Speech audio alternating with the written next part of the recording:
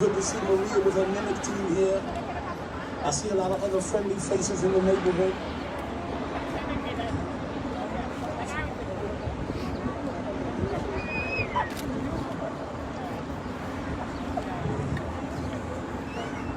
Hello, folks. I just want to make sure if everyone can hear me. If you can hear me, raise your hand. If you can hear me, raise your other hand. Now raise both of your hands and wave them like you just don't care. Fantastic. My name is L'Oreal Crowder. I'm a longtime resident of Inwood, and I am here today to MC this event. This in particular hits very close to home. So, and it comes on the heels of the news. If folks weren't aware, there was a 65-year-old Filipina woman who was walking to church over on 43rd Street, and she was viciously attacked. She was knocked down to the ground, and the assailant proceeded to use his foot into her head. And this just happened yesterday morning at 11 o'clock in broad daylight. So not only do we have this particular event that happened, we're also joining to commemorate and to host this vigil for the 8 victims, 6 of which who were Asian. As we continue, we're going to have a short program, and in between each of the speakers, we're going to mention the victims of the Atlanta spa shooting. The next individual that I would like to introduce is Veronica Liu, Washington Heights resident and founder of the Word Up Community Bookshop. Woo!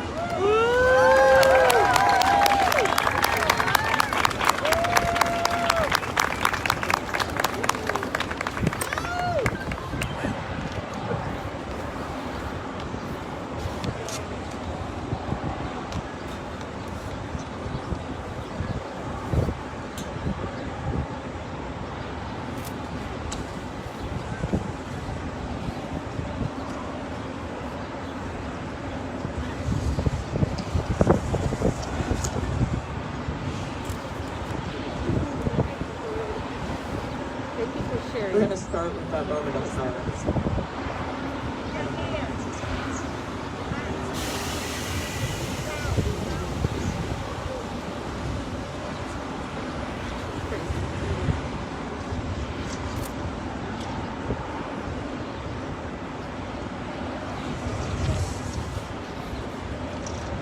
The first 2 victims,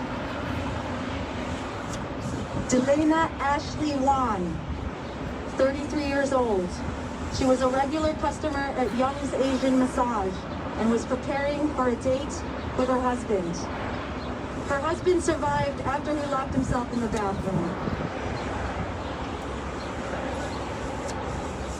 Dayo Yu Feng, 44 years old. She had just started working at Young's a couple months ago. She appears to not have any family members in the United States. Her body laid unclaimed in the morgue for 7 days. Let's take a moment of silence, please.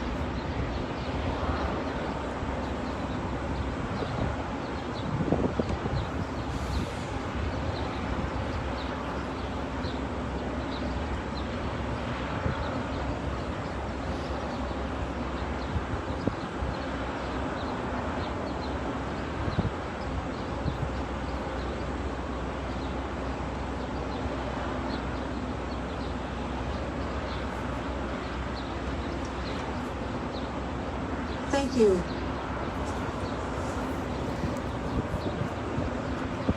Hello, everyone. Thank you for joining up here today for the first of what I hope will be many events across the entirety of Uptown NYC that will spur real talk about things that there's been very little dialogue about.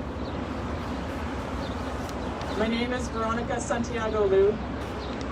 I'm a Hakka Chinese Filipinx Canadian. I'm the founder and general coordinator of Word Up, a bookshop and community space that is operated by a multi-ethnic, multiracial collective of people who mostly live or work uptown. And for the last 19 years, I've been your neighbor here in Washington Heights. I've given some version of that introduction many times before at community events, before book talks or panels. Those have all been moments when I've found protection in using the we. All of us together, we make a space. We value our story. We value our story. But the murders 2 weeks ago, and many instances in the past year, have had me examining that sentence. For the last 19 years, I've been your neighbor here in Washington Heights because of what it also leaves out. It leaves out 19 years of racial slurs. Sometimes as I'm walking to Word Up, sometimes in Word Up. It leaves out a few brief moments of paralyzing fear, especially when crossed with deeply gendered action. But maybe worst of all, it leaves out 19 years of a strange invisibility. With the flourishing of Word Up, I've been eager to build with people, to share with people inside and outside of Word Up what I've learned and what more I can learn of the community in which I reside and work and consider home. But I've also, time and again, sat in spaces, sometimes decidedly activist spaces, where people will explicitly ask me to pick my brain on how to reach our community. They will lay out who that is, who is the community they see, and they will not see Asians, will not see me. Worse yet is when there is very explicit talk of solidarity across so many different kinds of groups, and more than once in the middle of such a righteous speech, someone will make fun of Asians to my face. And in those moments, I'm slapped. I don't know what to do, and I haven't exercised that muscle enough to speak out. It's a very individual level. Because I feel that other stuff too about how it's not that individual. It's a whole system we're up against. I know we can't lose sight of the bigger monsters of white supremacy, the ongoing effects of colonialism and imperialism. When you say something terrible to me on the street, I don't want to call the cops. But I want someone to say something.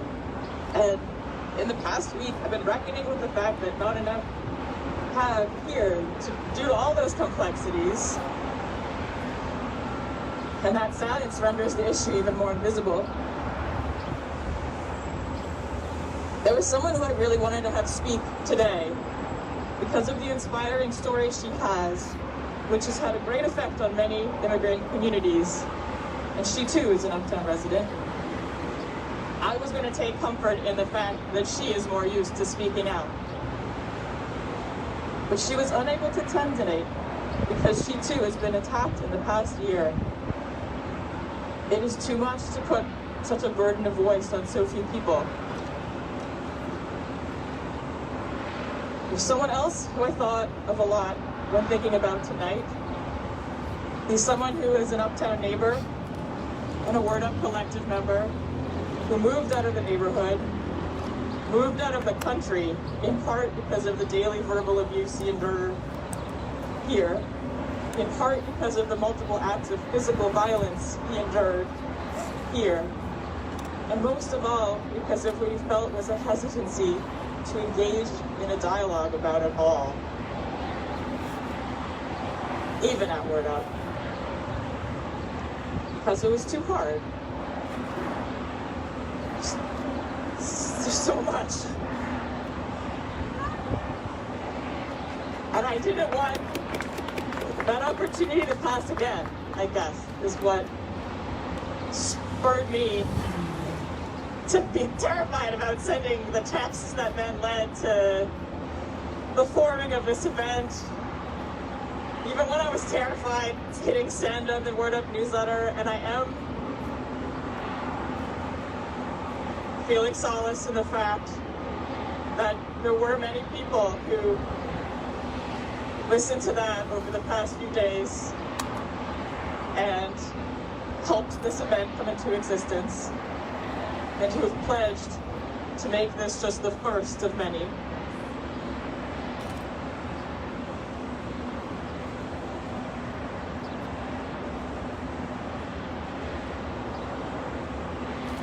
It's not all doom and gloom. I do also every day see examples, live the examples with many of you here of that solidarity across different backgrounds, different ethnicities, different races.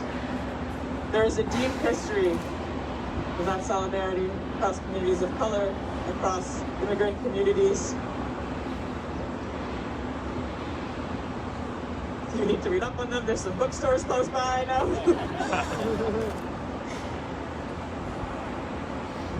And it's hard for me too. Maybe most of all, I think, I don't know. I feel so much weight on this moment of what I never finished writing down, because I don't want this moment to be the last. Because it's a moment that I feel has almost not existed before in all of these 19 years. And so I hope that we all do this. You keep me accountable too. That we just practice this every day, looking out for each other, standing up for each other. We can't have it wear in our mental health. We all need each other to keep what we're doing going.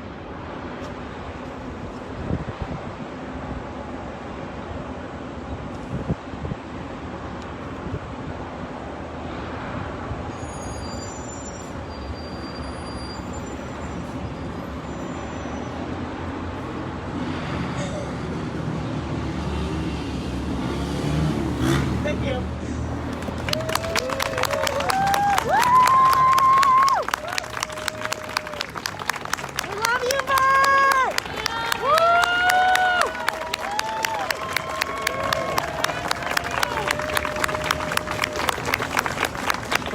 For president!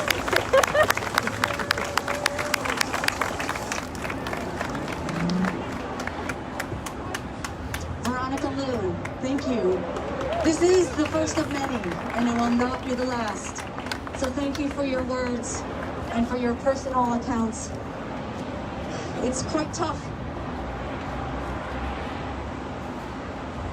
We are going to sort of pick up the mood a bit. I'd like to see if folks are familiar with a couple chants. Who's ready? There you go. Okay.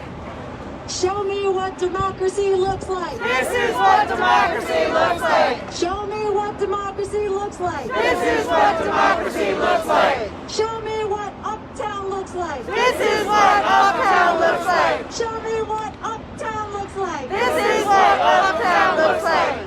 Show me what solidarity looks like. This is what solidarity looks like. I can't hear you. This is what solidarity looks like. Thank you. All right, so I'm going to introduce our next speaker. After the I apologize, I'm going to retract that. Moving forward, what I'd like to do is mention two more of the victims from the Atlanta spa shooting. Zhao Yi Tan, 49 years old. She was the owner of Young's Asian Massage and also Wang's Feet and Body Spa.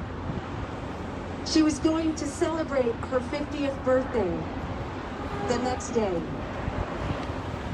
She has two older sons who adored her.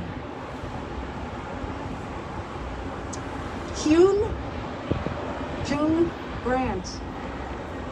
She was a single mother of two adult children who dedicated her whole life to provide for her two sons. Before she came to the United States, she was a school teacher in Korea. Let's please take a moment of silence for the two victims.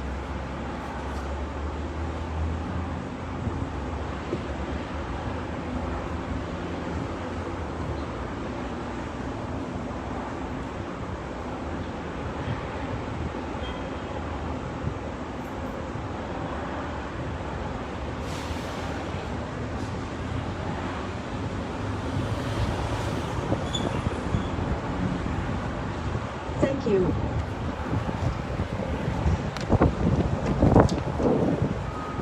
Our next speaker will be Dr. Kevin Nadar, Professor of Psychology at John Jay College of Criminal Justice, City University of New York, CUNY. He is also an author and activist, and presently a resident of Hamilton Heights.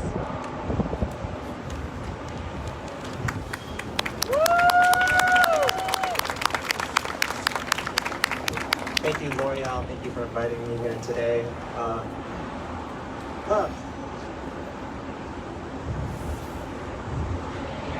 It's really nice to see all the kids here. Today was a hard day to wake up to. I woke up to the news of a 65-year-old Pinay Filipina American who got stomped on her face while walking to church. I woke up to the news of a 19-year-old Filipino American woman who was shot in the eye in San Francisco over the weekend. Every week, there's something new. Every week, it gets harder and harder. Every week, it gets closer and closer to home. I thought it was close to home when a couple months ago, we learned that Angela Pinto, a 30-year-old Filipino-American, was killed in Antioch, California by police officers who put a knee to his neck and his neck. The same way that George Floyd was killed in Minneapolis earlier that year. The same trial that Derek Chauvin is being tried for. But we might not know that because it seems like George Floyd is on trial for murder. I thought it was too close to home when a month ago we learned about Juanito Falcon, a Filipino-American grandfather, a Lolo, who was killed in Arizona.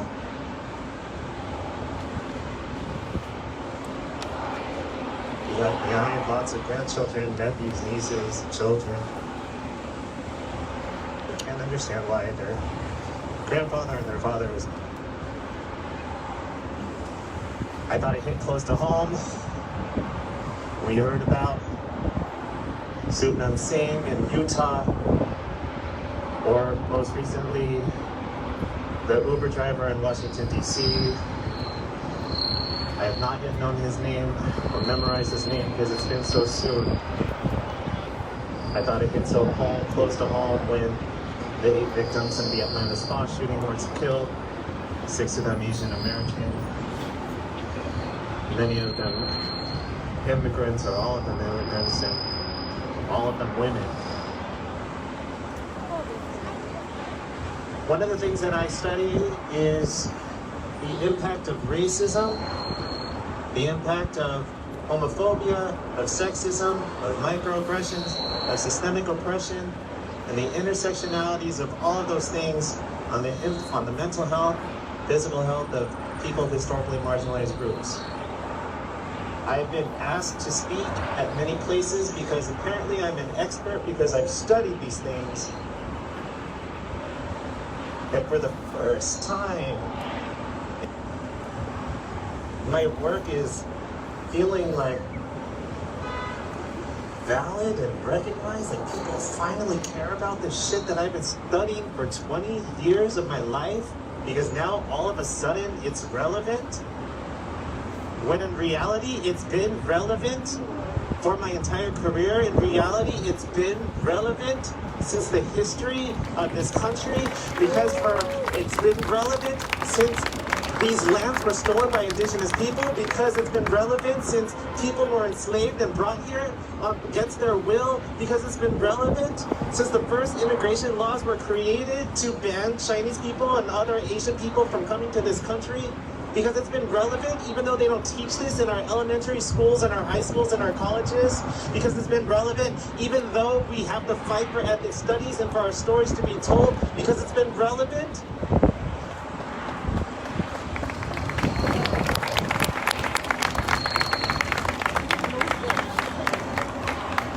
My heart hurts.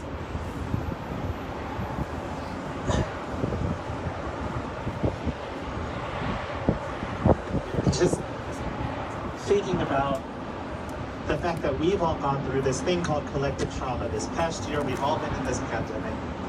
We've all lost people. We've all seen people get sick. We've seen our hospitals get filled. We saw people die that didn't have to die. We now are at over 500,000 people in this country have died. Millions of people across the world have died. That's already hard enough. And now for some of us, we have to deal with an additional piece. And I'm not just talking about Asian Americans. Asian Americans have to deal with hate violence, walking down the street, fearing that somebody might just come out of nowhere and kick you to the ground and stomp you to your head. But other marginalized groups have to think about things too. Black people have to think about getting killed by police officers. Black mothers have to worry about whether or not their children are going to come home. Documented people have to worry about whether or not this is the day that somebody's going to call ICE on them and that they're going to have to leave the holy land that they know as their home. Indigenous people have to worry about whether or not people are going to take away their land even more and deny that this is land that was stolen from them. Women have to still worry about sexual harassment and sexual assault. LGBTQ people, especially trans women and trans women of color, cannot walk down the street either. This is not just an Asian American issue. This is an everyone issue. We all deserve to be able to walk down the street without fearing that we're going to get killed.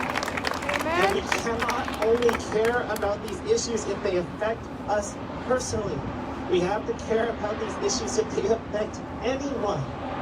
Anyone. And this is why when I walk into this space right now, as sad and heartbroken as I am, to see that majority of the people here are not at least presenting as Asian American, that felt good. That reminded me that this is what community looks like. This is what solidarity looks like. This is what Uptown looks like. And I'll tell you this, racial trauma is real.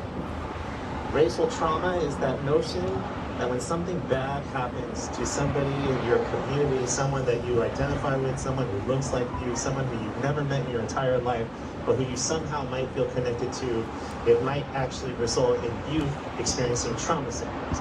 That you might have difficulty getting out of bed, that you might have difficulty concentrating, that you might not be able to function in your everyday life.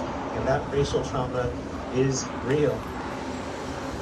Something that Asian Americans are feeling right now, something that Black people have felt throughout history, something that even people of Jewish descent have experienced historical trauma, that South Asians and Muslim people have experienced racial trauma as a result of 9/11, which was also anti-Asian hate that people don't like to talk about. But with racial trauma also comes radical healing. And this is the time that we have to start moving towards radical healing.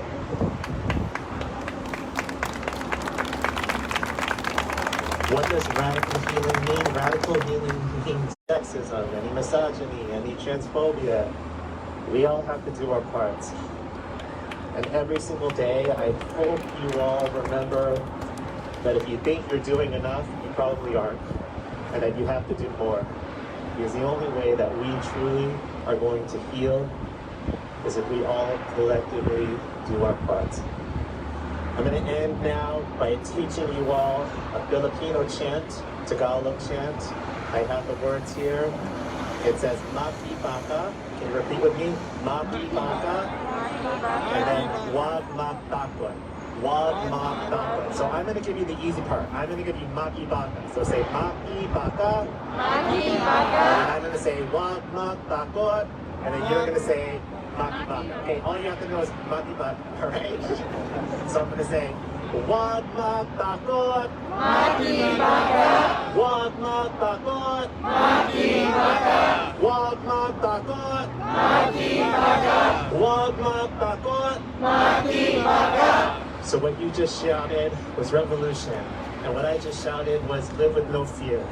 And so I truly believe that if we want to start the revolution, we want to fight the struggle, we have to live without fear, and we all have to do it together. So thank you very much, Maraming Salamat. Thank you so much for being here. I love you all.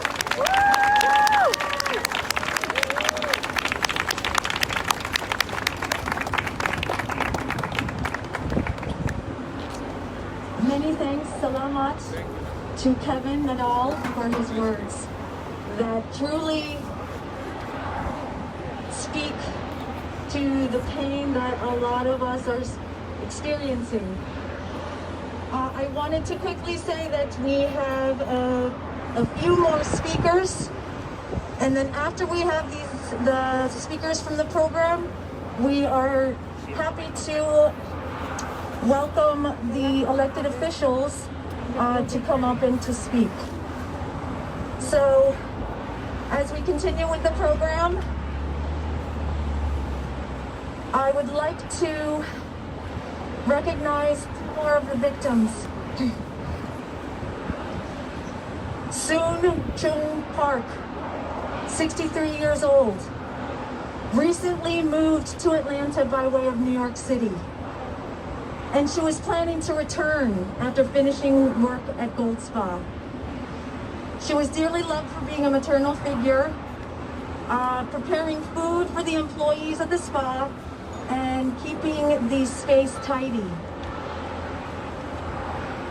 Soon Cha Kim, 69 years old, leaves a husband of more than 50 years, 2 children and 3 grandchildren. She also worked at Gold Spa and liked to line dance. Please let's take a moment for these 2 individuals.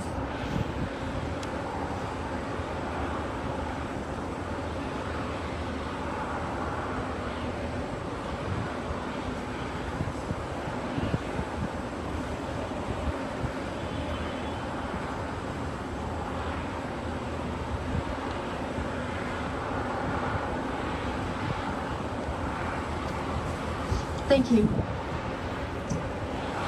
I would like to introduce Kajuri Chaudhary, Inwood resident and New York City Commission on Human Rights.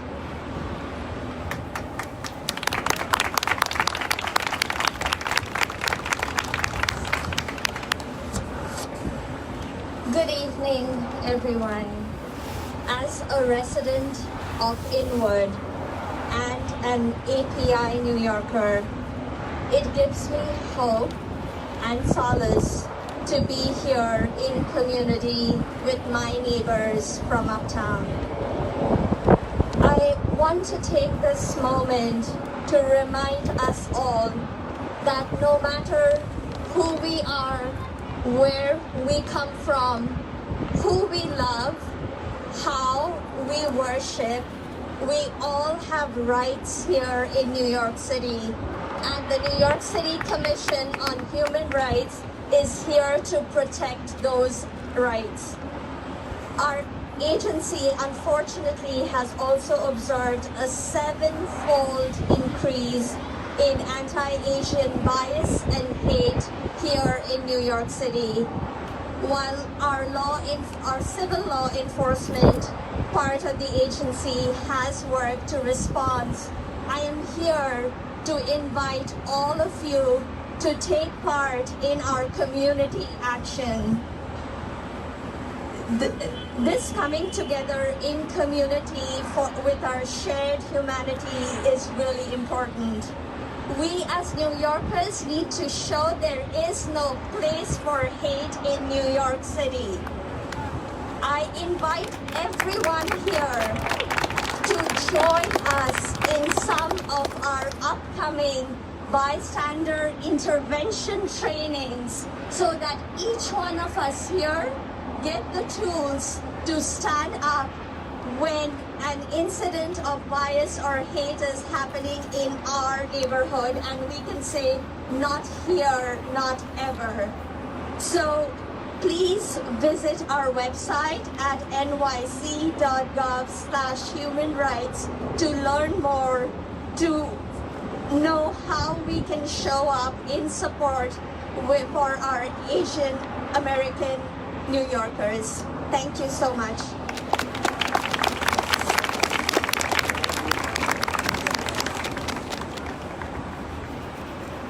Thank you so much for your words.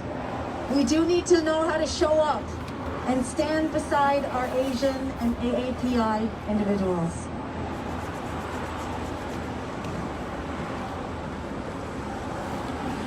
The last two victims. Young A.U., 74 years old, leaves a husband, 2 children, and grandchildren. She loved to cook amazing Korean food and enjoyed karaoke.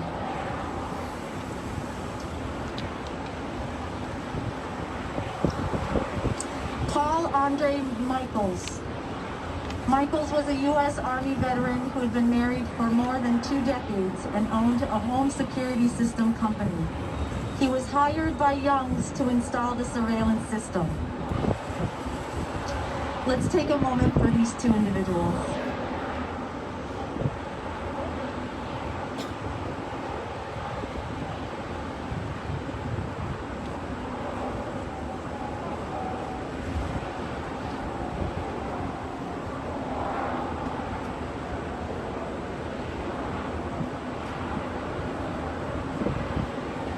Thank you.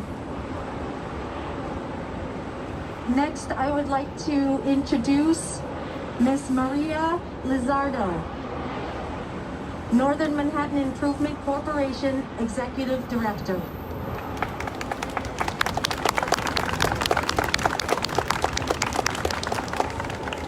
Thank you so much. And I want to thank all our neighbors who showed up tonight and who are standing in solidarity with our Asian brothers and sisters. This is what community looks like. This is what I want the rest of the world to know that Uptown will stand up and will stand with our Asian communities. Estoy muy agradecida de todos ustedes que vinieron esta noche para pararnos al lado de nuestra comunidad asiática. El resto del mundo tiene que saber que la comunidad de Uptown siempre va a decir presente y siempre vamos a estar al lado de nuestras hermanas y hermanas. Gracias.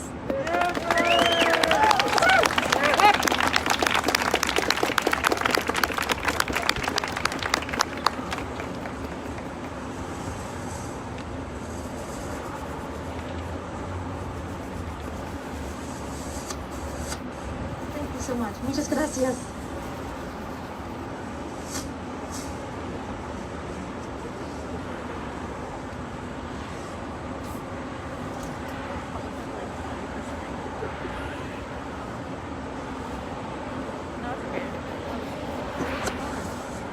Before we invite our last speaker of the night, Coach David, I'm just going to list out our co-sponsors and the people in offices who have supported this event. The Office of the Manhattan Borough President, Bill Brewer, the Office of the New York City Comptroller, Scott Stringer, the Office of Assembly Member Al Taylor, Office of Assembly Member Carmen de la Rosa, Office of New York State Senator Robert Jackson, Altagracia Faith and Justice Works, Community League of the Heights, Northern Manhattan Improvement Corporation, People's Theater Project, the Uptown Collective, School in the Square, Sisters Uptown and Cultural Center, Bookstore and Cultural Center, New York Presbyterian, Uptown Progressive Action, Uptown Dreamers, Washington Heights Inwood Corporation, Word Up Community Bookshop, and Congressman Espaillat. Also, Maria Luna, the District Leader, Senator, Council Member Inanis Rodriguez, the CB12 members, and Angela Fernandez. Thank you.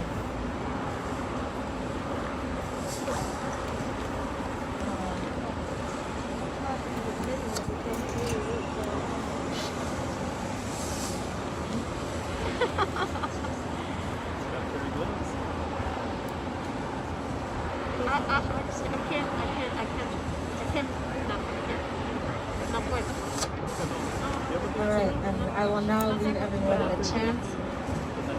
So I'm gonna say, when Asian lives are under attack, we're gonna say, what do you do? And you're gonna say, stand up, fight back. So I say, when Asian lives are under attack, what do we do? Stand up, fight back! When Asian lives are under attack, what do we do? Stand up, fight back! When Filipino lives are under attack, what do we do? Stand up, fight back! When Chinese lives are under attack, what do we do? Stand up, fight back! When South Asian lives are under attack, what do we do? Stand up, fight back! When Asian lives are under attack, what do we do? Stand up, fight back! When Asian lives are under attack, what do we do? Stand up, fight back! When Filipino lives are under attack, what do we do? Stand up, fight back! When Chinese lives are under attack, what do we do? Stand up, fight back! When South Asian lives are under attack, what do we do? Stand up, fight back!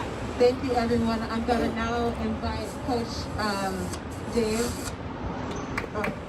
Coach Dave to come up and speak to us. Yeah, go!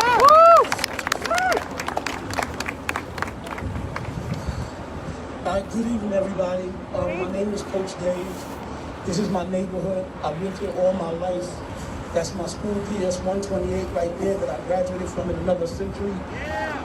That's my neighborhood, below 165th to 159th. We do a lot of different things for the community. I'm here to speak to you on behalf of Uptown Dreamers who are really sorry about the violence and hate that happened. We're very sorry that another race has to feel the violence and hate that my people feel all the time, every time since we've been born. I got a call from one of my classmates, and she's Asian, and she said, I never knew what it felt like until it happened to my people. She says, Coach, I know you go to these things all the time, and you see tragedies all the time, but once it happens to you, it feels different. I'm here to speak against hatred. I'm here to speak against violence against all humans.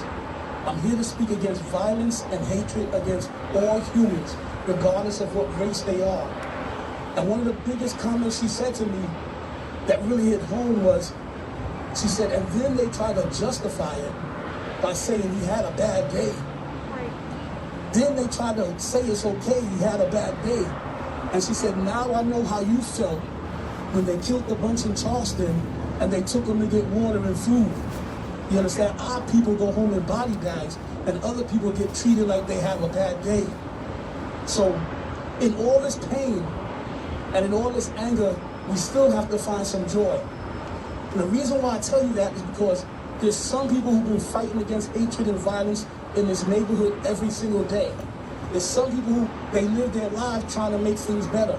We see them here right now in this community, Maria Luna, all right? We see Maria Lozado, we see the Cloth family, we see all these different people who care. But the one person I'm gonna talk to you about today, because she's been helping my people for the longest time. Her office, her program is not on Haven Avenue, it's not up in Inwood, she's on 165th and Amsterdam Avenue. She's a director and founder of the Word Up bookstore. My kids call it the Little Library. When we don't have no place to go, we go there. Her staff is diverse. They treat our kids well. She's been fighting against hatred, violence, and prejudice ever since she opened up that store on 165th and Amsterdam Avenue, in the belly of the beast in the hood. She's there to help make things better. While other people pretend like they care, pretend like they want to help, she's dealing with families all the time. She's not just doing books. They're doing COVID testing. They're giving out books. They're cooking on the street, feeding the hungry and the homeless. Whatever service you need, she's trying to provide it. It all started with a bookstore, but now it's a community bookstore. And one of the things she did for me very special, when they started honoring all the people who violently died from the cops, a dreamer was shot down by the cops on 164th Street, and they forgot about him. Veronica made sure she put my boy Twin up on the list, one of my first kids to lose to the violence. So I understand her pain. I understand her hatred of people who do the wrong things. Veronica, you gotta come up here for me. I got something for you. You gotta come on up, Veronica.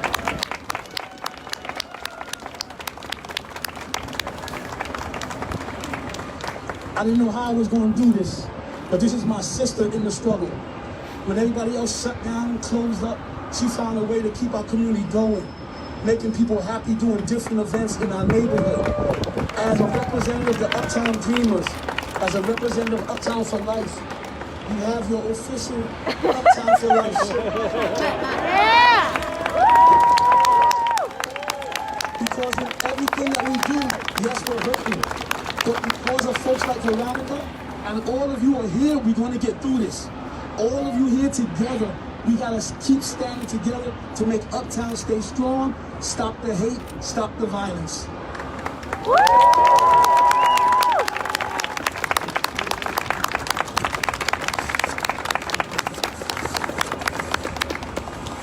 We can't thank you enough, Coach Dave, for always showing up and for being present. I just wanted to take a quick moment to thank all of the speakers, Dr. Kevin Adal, Chaduri, Maria Lizardo, and Coach Dave Crenshaw. Also, I wanted to take this moment to recommit ourselves to fight against Asian hate. So thank you all for showing up today. Just take a moment to look at your neighbors. And now what we're going to do is we're going to invite the elected officials to speak. At this moment, we would like... Where'd my list go? Congressman Adriano Espaillat. Thank you. Good evening, everyone. Thank you for coming out. This is an important fight to heal our nation. After rough time in the past few years, we must all now come together to heal the soul of our nation, to make sure that we not only love each other, but that we are assertive in rejecting hate and hate crimes against anyone. Those are intolerant, have no space in this city, have no space in our neighborhood. And so I want to thank you for showing your solidarity for the Asian AAPI community in a time of difficulties across the nation and right here in New York City as well. And so it's going to take many of these events for us to show the rest of the world and the rest of our country that we will not stand up, we will not stand by folks that hate, that perpetrate hate, violence against others because of their differences. We are a very diverse community. We stand in the shadow of the Audubon Ballroom. It has a history. We've come together before and we come together tonight to tell our Asian AAPI brothers and sisters that we stand with them and that we will not allow anyone to spew or perpetrate hate against them. Estamos aquí en apoyo a la comunidad asiática. Esta vez estamos aquí para enseñar solidaridad con ellos a través del país y aquí mismo en la ciudad de Nueva York. Son víctimas de asaltos raciales y por eso estamos aquí para decirle que no aceptamos ese tipo de acción racista en contra de nuestros hermanos asiáticos y estamos aquí para apoyar el amor y la tolerancia. Gracias. Good night.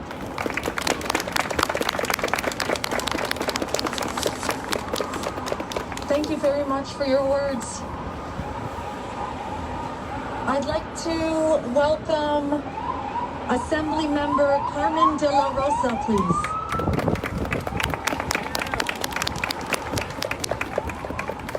Good evening, neighbors. I want to thank the organizers of this rally, most especially Veronica Liu, her family, Gloria, who's our MC tonight, and Cynthia Carrion, my friend and neighbor.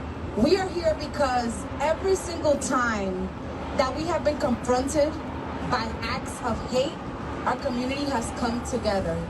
It is important for us to learn from the incidents that we are seeing across our city that we cannot be bystanders to hate because we become accomplices to hate and racism, and that stokes fear in our neighbors. I'm here as your neighbor tonight. I'm your assemblywoman, I'm your representative. We're actually still in session in my pocket, but there's no other place I'd rather be because when they come for one of you, they come for me. When they come for one of us, they come for all of us. And I am here to stand in solidarity with our Asian brothers and sisters. Let us not close doors when we see people being kicked, being harassed, being made fun of, being bullied. Don't be bystanders. Be brave. Show your faces. Stand in solidarity with our neighbors. Veronica, your words tonight broke our hearts. You should never feel invisible. You should never feel erased. And all of us are here in solidarity, I think, committing to make sure that you never feel that way again. We love you. We love you. We are here for you. We will stand with you. We will stand up for you because you shouldn't have to say it. We should be saying it for you. And so tonight I just want to leave you with this. I love you. I love you. I appreciate you, and I will continue to stand with you. God bless you.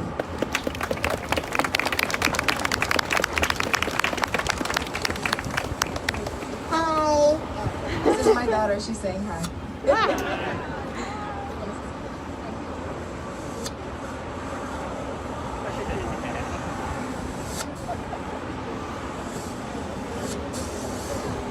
Solidarity.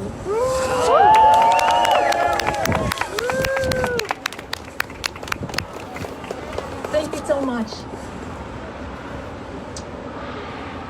I would like to introduce Ms. Kiana Diaz from Council Member Idanis Rodriguez's office.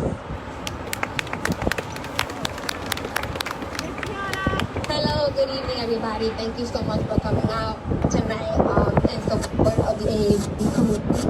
I just wanted to say a few words. And by the way, thank you to the organizers. I think this is an amazing event and very much needed in this community. Earlier today, I saw a video that truly disturbed my soul. There was an Asian American lady that was attacked on 43rd Street. And the attacker, while he was hitting her, basically told her, "You don't belong here." In that video, I saw two heinous crimes. Number one, the attacker, and the second heinous crime was the bystander that stood by and not only saw what was happening, but literally went and closed the door to the building and didn't address anything that happened with that lady. When we talk about earlier, a gentleman was saying that you do more than you should. And there's no place for that in New York City.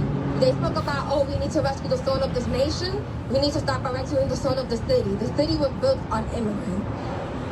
And we as a city need to take our power back. It should not be acceptable in the city. And when we see something, we should do something about it. We shouldn't close the door on our neighbors. And that's what I have to say. And thank you so much.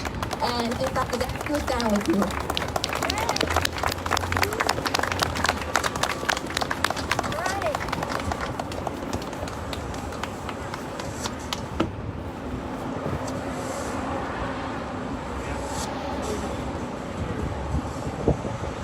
All right. We have one additional individual from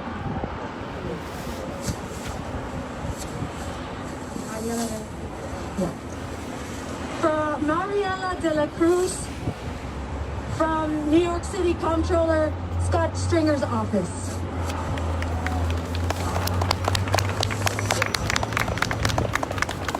Good evening, everyone. My name is Maria de la Cruz. I am here representing Comptroller Scott Stringer. I don't want to be here, right? None of us want to be in this space. We don't want to continue coming together because we don't see each other's humanity. So I'm glad that Veronica and a few other folks said we need to do something. We need to be present. Uptown is always there when something bad happens, and I would love for us to get together when great things happen as well. So I would say solidarity within our communities, solidarity with each other, and we have to continue the conversation. We cannot have these conversations that are just glazing over what the real issues are. If we don't see each other as human beings, we will never be a great society. So I'm sorry to be here today, but I'm happy that we came together to support one another. Thank you very much.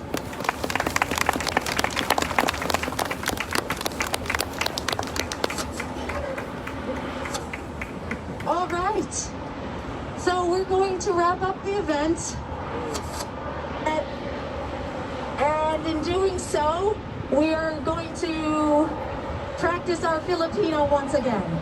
So for folks who would like to do a callback, I will say Maki Baka.